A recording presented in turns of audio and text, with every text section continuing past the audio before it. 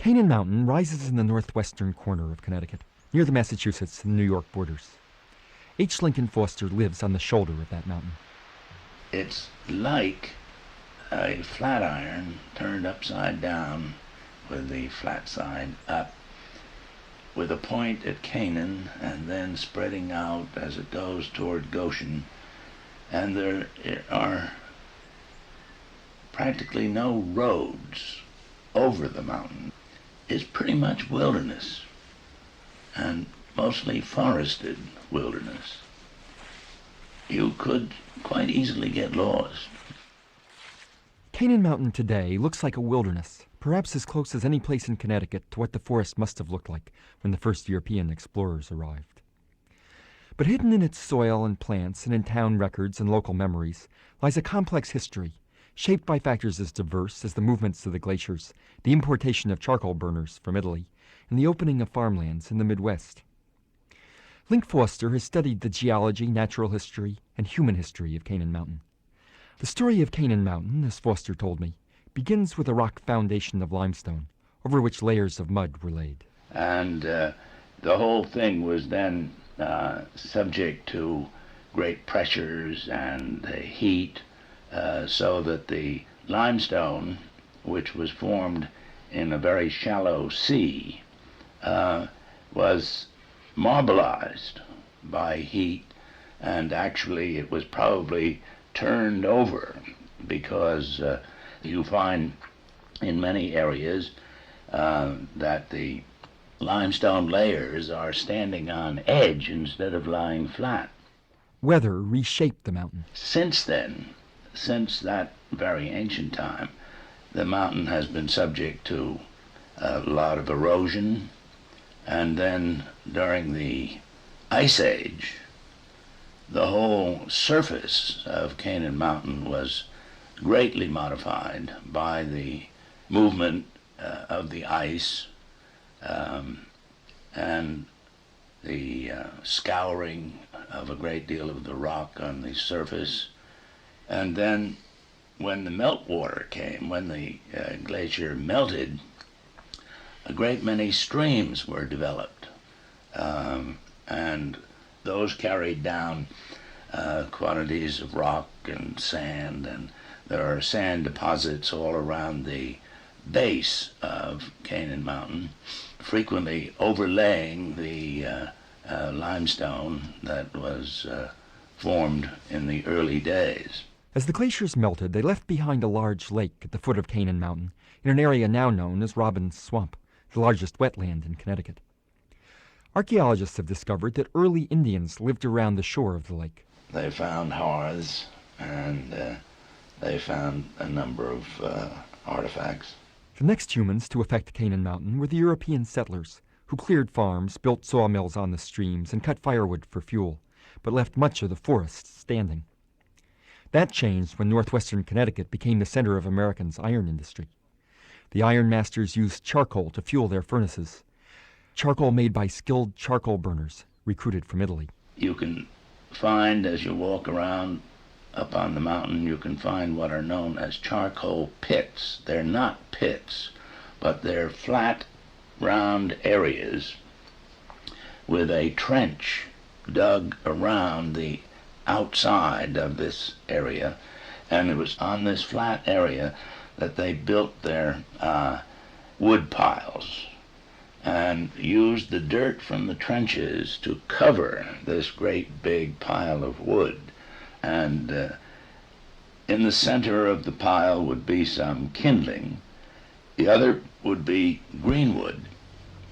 And it was a matter of some skill to be able to operate one of these charcoal fires, to know when to poke holes in the earth cover to get more burning, or when to pile more earth on it to slow down the burning, because you wanted a very slow burn to make the charcoal. There are pictures actually in the Historical Society of the top of Canaan Mountain absolutely bare, where now it's pretty heavily forested. The iron industry ultimately moved west. So did Canaan Mountain's farmers. But just as Canaan Mountain's forest was healing from its wounds, another industry threatened to transform the mountain itself.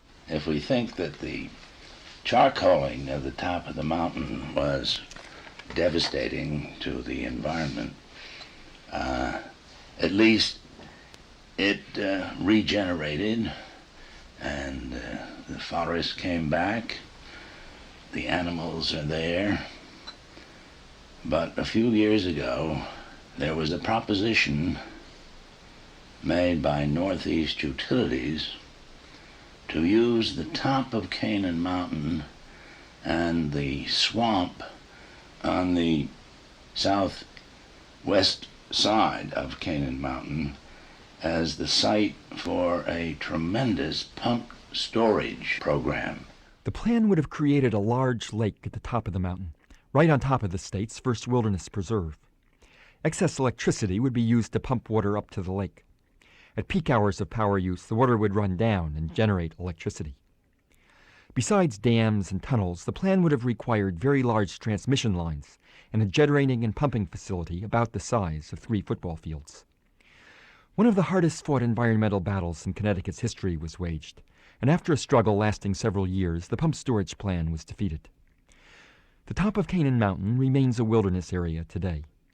It harbors bear, deer, eastern coyotes, fishers, and many birds not found elsewhere in Connecticut. Its wide range of soils and climates support an unusual range of plants, including about 75 species of ferns. Canaan Mountain was saved from the bulldozers, but it has not met its last environmental threat. Link Foster is concerned about possible impact from the greenhouse effect. Probably the climate has remained pretty constant since colonial times.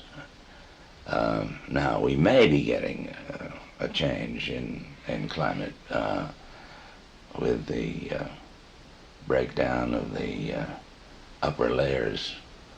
There is some evidence that the greenhouse effect is beginning to show up at any rate, and may increase. And if that does, then of course the vegetation on Canaan Mountain would be affected, because this is a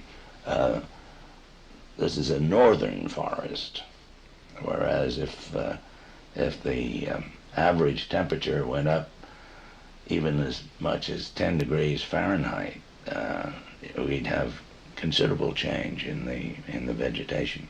Foster is also concerned about the possible impact of acid rain. The mountain's maples have been attacked this year by a combination of pear thrip and a fungus. So that there's a lot of dieback on the tips of many of the hard maples, and on all of them the leaves are much smaller this year. And it's very possible that the attack of insect and fungus on the maple trees this past spring is really a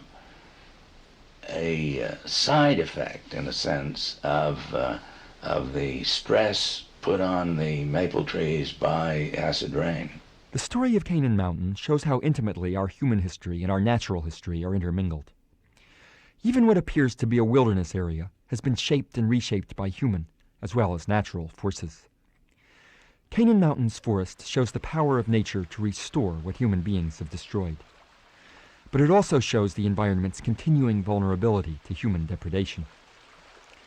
When I asked Link Foster what he hoped for the future of Canaan Mountain, he answered, Well, I would hope that it would remain just as it is.